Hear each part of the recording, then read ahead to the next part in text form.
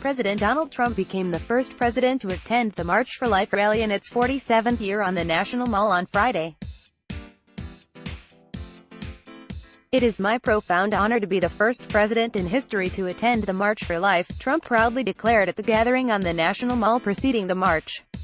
"Unborn children have never had a stronger defender in the White House." At the demonstration, Trump made clear his commitment to pro-life values while hundreds of protesters carried signs declaring Trump the most pro-life president in history. "Every child is a precious and sacred gift from God," Trump said.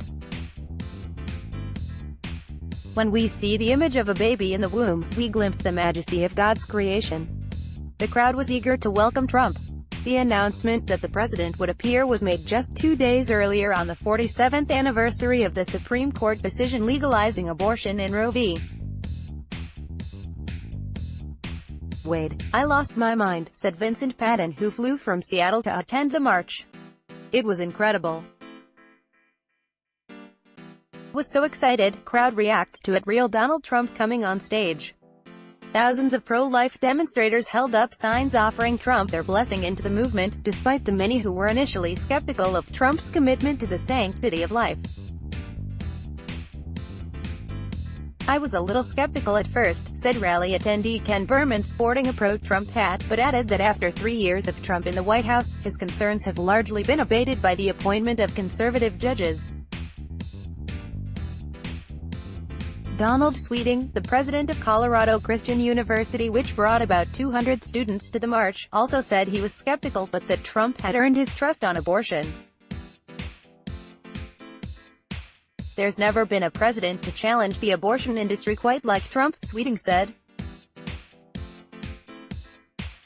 Trump's first attendance at the annual event comes 10 months before voters return to the polls in November to decide on whether the president will get another term in office. In 2017, Vice President Mike Pence became the first sitting vice president to attend the event. In 2018 and 2019, Trump addressed the crowd by video while Pence made a surprise visit last year. Pro-life presidents now have no excuse not to attend the largest pro-life demonstration in the country after decades of past presidents and vice presidents have been absent from the march. The president's remarks, however, were made within eyeshot of the Senate chambers deliberating the president's impeachment trial.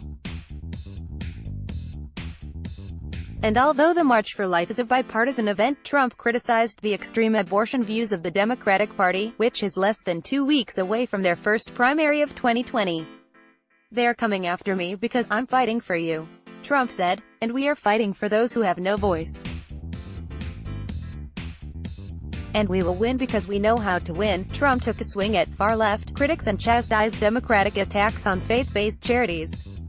The president also spoke out against free speech issues on college campuses, further wooing the conservative base that showed up primarily to protest abortion. To pair it with the event, the Trump campaign launched Pro-Life Voices for Trump on Friday to mobilize pro-life voters to get out and vote for the president in November.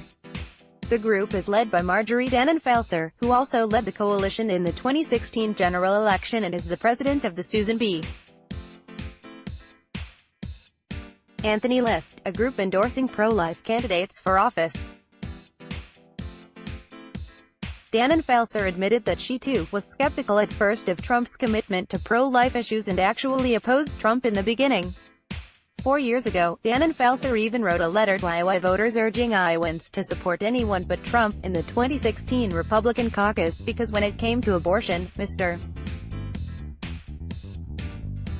Trump cannot be trusted. "He was my last choice until he became my first choice," Dannenfelser told The Federalist, but said she came to completely embrace Trump through the election after extracting concrete commitments. Since Trump was sworn into office, the president has held up his end of the bargain, championing pro-life policies and appointing 2 conservative Supreme Court justices, offering pro-life activists hope that the days of Roe v. Wade could be numbered. Dannenfelser said Trump's attendance at the rally on Friday was a critical cultural moment that would pump added energy into a galvanized base and raise turnout in key states that could decide the election. This group here, going back home and recruiting all of their friends especially to vote in battleground states, could be the difference between winning and losing in places like Michigan, Pennsylvania, Wisconsin, North Carolina, etc. Dannenfelser argued, adding that she thinks the pro-life vote will close the margins for Trump in places that pro-life Democrats have been ignored. Whether abortion will be a deciding issue in the election remains to be seen, but it does have a chance to boost turnout as Democrats have further radicalized on the issue over the course of the Democratic presidential primary. For example, Democrats in the Virginia State House are currently considering a bill that would amend the Virginia Constitution to make abortion access a permanent legal right. Last January, they presented a bill that would repeal restrictions on abortion, allowing terminations up until the moment of birth, which Democratic Gov. Ralph Northam also backed. Last year, New York Governor Andrew Cuomo signed the Reproductive Health Act into law, a similar bill allowing late-term abortion. During the November Democratic debate, Massachusetts Sen. Elizabeth Warren, who supports few restrictions if any on abortion, said there was no room for pro-life Democrats in the Democratic Party. "I believe that abortion rights are human rights. I believe that they are also economic rights. And protecting the right of a woman to be able to make decisions about her own body is fundamentally what we do and what we stand for as a Democratic Party," Warren told the primetime audience. Let's block ads. Why?